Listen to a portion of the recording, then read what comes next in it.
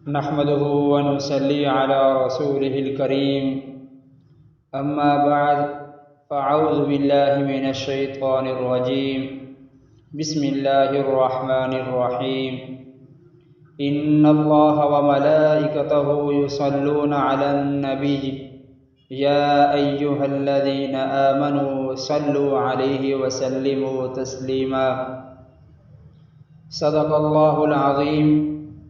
میرے انتہائی واجب الاحترام قابل صد احترام بھائیوں، بزرگوں اور نوجوان ساتھیوں، میں نے آپ کے سامنے قرآن کریم کی ایک آیت تلاوت کی جس میں اللہ رب العزت ارشاد فرما رہے ہیں، یقیناً اللہ اور اللہ کے فرشتے آپ صلی اللہ علیہ وسلم پر رحمتیں بھیجتے ہیں۔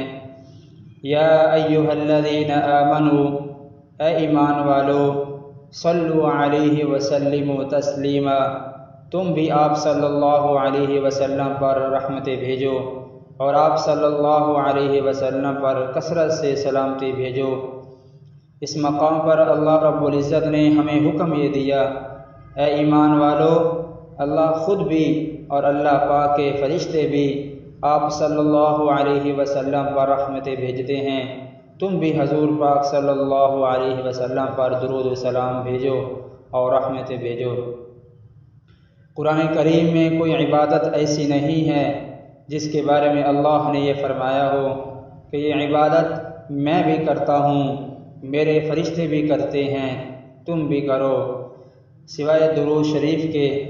اللہ رب العزت نے ارشاد فرمایا، یہ عبادت میں بھی کرتا ہوں، اپنے نبی پر رحمتیں بھیجتا ہوں، میرے فرشتے بھی بھیجتے ہیں، تم بھی بھیجو۔ اب نماز کیسی عبادت ہے؟ یہ کہیں بھی نہیں کہ اللہ بھی نماز پڑھتا ہے، اللہ بھی تلاوت کرتا ہے، اللہ بھی روزہ رکھتا ہے، اللہ بھی حج کرتا ہے۔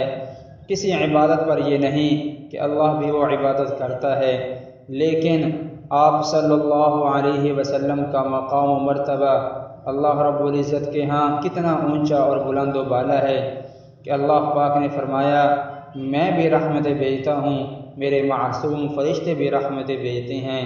اے ایمان والو، تم بھی اپنے نبی کریم صلی اللہ علیہ وسلم پر درود و سلام بھیجو اور رحمتیں بھیجو۔ تو میرے بھائیوں، بزرگوں اور نوجوان ساتھیوں، اس سے اندازہ ہوتا ہے کہ حضور پاک صلی اللہ علیہ وسلم کا مقام اللہ کے ہاں کتنا بلند و بالا ہے۔ اللہ رب العزت نے پہلے اپنا تذکرہ فرمایا، اس کے بعد اپنے فرشتوں کا ذکر فرمایا۔ فرشتے وہ ہیں، لا یعصون اللہ ما امرہم ویفعلون ما یؤمرون، کبھی بھی اللہ کی نافرمانی نہیں کرتے، جو اللہ حکم دیتا ہے وہ پورا کرتے ہیں۔ تو معصوم فرشتے بھی آپ صلی اللہ علیہ وسلم پر درود بھیجتے ہیں، اس لیے کہ اللہ نے فرمایا، یا ایھا الذین آمنوا صلوا، یہ امر کا صیغہ ہے۔ امر کا معنی ہوتا ہے کسی بات کا حکم دینا، تو اللہ مجھے اور آپ کو حکم دے رہے ہیں، اس لیے یہ کرنا ضروری ہے۔ اس لیے فقہاء نے یہ مسئلہ لکھا کہ زندگی میں ایک مرتبہ درود پڑھنا فرض ہے اور مجلس میں ایک مرتبہ پڑھنا واجب ہے، اور بار بار درود پڑھنا مستحب عمل ہے۔ درود پر کتنا اجر و ثواب ہے؟ جناب نبی کریم صلی اللہ علیہ وسلم نے ارشاد فرمایا، من صلی علیہ صلاۃ واحدہ صلی اللہ علیہ عشرہ، کہ جو میرے اوپر ایک مرتبہ درود پڑھے گا، اللہ رب العزت اس پر 10 مرتبہ رحمت نازل فرمائے گا، اور ایسے شخص کے 10 گناہ معاف ہو جائیں گے اور 10 درجات اللہ رب العزت بلند فرما دیتا ہے۔ آپ صلی اللہ علیہ وسلم نے فرمایا، اولی الناس بی یوم القیامہ اکثرہم علیہ صلاۃ، کہ قیامت کے دن سب سے زیادہ میرے قریب وہ شخص ہوگا جو میرے اوپر کثرت کے ساتھ درود پڑھتا ہو۔ آپ صلی اللہ علیہ وسلم نے فرمایا، البخیل الذی ذکرت عندہ فلم یصلی علیہ، وہ بڑا بخیل انسان ہے کہ جس کے سامنے میرا تذکرہ ہو اور وہ میرے اوپر درود نہ پڑھے۔ آپ صلی اللہ علیہ وسلم نے ارشاد فرمایا، ان للہ ملائکۃ سیاحین فی الارض یبلغونی من امتی السلام، اللہ رب العزت نے زمین پر فرشتوں کی ڈیوٹی لگائی ہے، جو بھی میرے اوپر درود پڑھتا ہے فرشتے زمین میں گھومتے ہیں، ہر ایک کا درود مجھ تک پہنچاتے ہیں۔ اس لیے جو بھی درود پڑھتا ہے فرشتے آپ صلی اللہ علیہ وسلم تک پہنچاتے ہیں۔ آپ صلی اللہ علیہ وسلم مسجد نبوی میں تشریف لائے۔ آپ صلی اللہ علیہ وسلم نے مسجد نبوی کی ایک سیڑھی پر قدم رکھا تو فرمایا آمین، دوسری پر قدم رکھا فرمایا آمین، تیسری پر قدم رکھا فرمایا آمین۔ صحابہ کرام نے عرض کیا یا رسول اللہ، آج ہم نے بڑی عجیب بات دیکھی، آپ ایک ایک سیڑھی پر قدم رکھتے گئے، آمین فرماتے گئے، اس کی وجہ کیا ہے؟ تو آپ صلی اللہ علیہ وسلم نے فرمایا جب میں نے ایک سیڑھی پر قدم رکھا تو جبرائیل امین نے فرمایا وہ شخص تباہ و برباد ہو جائے کہ جس کے سامنے آپ کا تذکرہ ہو اور وہ آپ پر درود نہ پڑے، تو میں نے کہا آمین۔ اور جب میں نے دوسری سیڑھی پر قدم رکھا تو جبرائیل نے فرمایا وہ شخص تباہ و برباد ہو جائے جس کے ماں باپ میں سے دونوں یا کوئی ایک بڑھاپے کو پہنچ جائے اور وہ ان کی خدمت کر کے جنت میں نہ جا سکے، تو میں نے فرمایا آمین۔ تیسری پر قدم رکھا تو جبرائیل امین نے فرمایا وہ شخص تباہ و برباد ہو جائے کہ رمضان کا مہینہ آئے اور وہ اللہ کے سامنے ندامت کے آنسو بہا کے اپنی بخشش نہ کرا سکے، تو میں نے کہا آمین۔ تو دیکھیں میرے بھائیوں بزرگوں، ان تین میں سے ایک وہ شخص ہے جس کے بارے میں حضور پاک صلی اللہ علیہ وسلم کا ذکر اس کے سامنے ہو اور وہ آپ صلی اللہ علیہ وسلم پر درود نہ پڑے۔ اس لیے ہمیں اہتمام کرنا چاہیے کہ کثرت کے ساتھ آپ صلی اللہ علیہ وسلم پر درود پڑھیں۔ کون سا درود پڑھا جائے؟ سب سے افضل درود درود ابراہیمی ہے جو ہم نے نماز میں پڑھتے ہیں، یہ سب سے زیادہ افضل ہے، کیونکہ یہ درود جناب نبی کریم صلی اللہ علیہ وسلم نے صحابہ کرام کو سکھایا ہے۔ حضرت کعب بن عجرہ رضی اللہ تعالی عنہ فرماتے ہیں کہ ہم آپ صلی اللہ علیہ وسلم کے پاس آئے، ہم نے کہا یا رسول اللہ، قرآن حکم دیتا ہے کہ حضور پر درود پڑھو، سلام بھی پڑھو، تو ہم التحیات میں سلام تو پڑھتے ہیں، السلام علیک ایھا النبی، السلام علینا وعلی عباد اللہ الصالحین، سلام تو پڑھتے ہیں لیکن درود کس طرح پڑھیں؟ تو آپ صلی اللہ علیہ وسلم نے درود ابراہیمی سکھایا، یہ درود میرے اوپر پڑھا کرو، تو صحابہ نے یہ سیکھا اور یہ درود پڑھتے تھے۔ تو اس لیے افضل درود وہ ہے جو نبی کریم صلی اللہ علیہ وسلم نے سکھایا ہے، اور وہ درود درود ابراہیمی ہے۔ درود پڑھنے پر اللہ رب العزت کیا عطا فرماتا ہے، اور جو انسان درود شریف کا اہتمام کرتا ہے اللہ پاک اسے دنیا میں کتنا نوازتا ہے، اللہ پاک اس کی حاجت کیسے پورا کرتا ہے۔ علامہ سخاوی کی کتاب ہے القول البدیع فی الصلاۃ علی حبیب الشفیع، یہ پوری کتاب انہوں نے درود شریف پر لکھی۔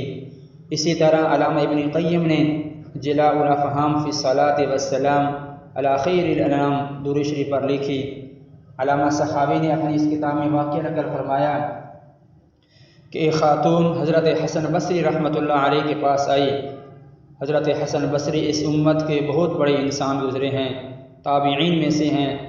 خاتون نے آ کر کہا کہ میری بچی کا انتقال ہو گیا ہے، بالغہ تھی، تو میں بہت پریشان اور غمگین ہوں، معلوم نہیں کہ قبر میں اس کے ساتھ کیا معاملہ ہوا ہے، کیا معاملہ ہے، تو میں یہ چاہتی ہوں کہ میں اپنی بیٹی کو خواب میں دیکھ سکوں، آپ کوئی ایسا وظیفہ بتا دیں تاکہ مجھے میری بیٹی کی زیارت خواب میں ہو جائے۔ تو حضرت حسن بصری رحمۃ اللہ علیہ نے فرمایا 4 رکعات نماز پڑھو اور ہر رکعت میں سورۃ فاتحہ کے بعد سورۃ التکاثر پڑھو، جب 4 رکعات نماز مکمل ہو جائے تو باوضو ہو کر سو جاؤ اور بستر میں سوتے وقت درود شریف پڑھتے رہو۔ تو وہ عورت گئی اور اس نے اپنی 4 رکعات نماز مکمل کر کے باوضو حالت کے اندر بستر پر آئی اور درود شریف پڑھتی رہی حتیٰ کہ اس کو نیند آ گئی۔ اسی اثناء میں وہ سو گئی اور اپنی بچی کو دیکھا کہ بڑی خوفناک حالت میں ہے، پاؤں میں بیڑیاں ہیں، ہاتھ میں زنجیر ہیں، گلے میں طوق ڈلا ہوا ہے، آگ کے عذاب میں مبتلا ہے، چیخ و پکار کر رہی ہے، ماں نے جب یہ حالت دیکھی تو رونے لگ گئی۔ اگلے دن حضرت حسن بصری رحمۃ اللہ علیہ کے پاس آئی اور پورا خواب سنایا، تو حضرت حسن بصری نے فرمایا تم صدقہ کرو۔ اب یہ خاتون چلی گئی، کچھ صدقہ کیا، تو ایک رات گزرنے کے بعد اگلی رات خود حضرت حسن بصری رحمۃ اللہ علیہ نے خواب دیکھا۔ خواب میں کیا دیکھا کہ جنت ہے، اور جنت میں ایک لڑکی ہے جو ایک تخت پر بیٹھی ہے، اور نور کا گویا اس نے لباس پہنا ہوا ہے، اور خوبصورت تاج اس کے سر پر ہے، اور اس کے ارد گرد روشنیاں ہی روشنیاں ہیں۔ تو حضرت حسن بصری نے پوچھا تم کون ہو؟ تو اس لڑکی نے کہا آپ مجھے جانتے نہیں؟ فرمایا نہیں۔ اس نے کہا کہ میں اسی خاتون کی بیٹی ہوں جو آپ کے پاس آئی تھی۔ حسن بصری نے فرمایا اس نے تو مجھے عجیب خواب سنایا کہ تمہیں بیڑیاں لگی ہوئی ہیں، تم زنجیروں میں بند ہو اور گلے میں توق ڈالا ہوا ہے، اور تم تو جنت میں ہو اور جنت کا اپنے لباس ڈالا ہوا ہے، تو آخر اس کی وجہ کیا ہے؟ تو اس لڑکی نے کہا کہ ایک اللہ والا، اللہ کے بزرگ قبرستان میں آئے، اور آ کر اس نے آپ صلی اللہ علیہ وسلم پر درود شریف پڑھا، اور درود شریف پڑھ کر اس کا ثواب تمام مردوں کو بخش دیا، اور یہ دعا کی اے اللہ اس درود کے توسل سے ان تمام مردوں کی مغفرت فرما۔ اللہ کو یہ پسند آیا، اور اس درود کی وجہ سے اللہ رب العزت نے قبرستان کے تمام مردوں کی مغفرت فرما دی۔ تو میرے بھائیوں اس سے اندازہ لگائیں کہ درود شریف کتنا ایک عظیم الشان عمل ہے۔ اس درود کی وجہ سے اللہ رب العزت نے قبرستان کے تمام مردوں کی مغفرت فرما دی۔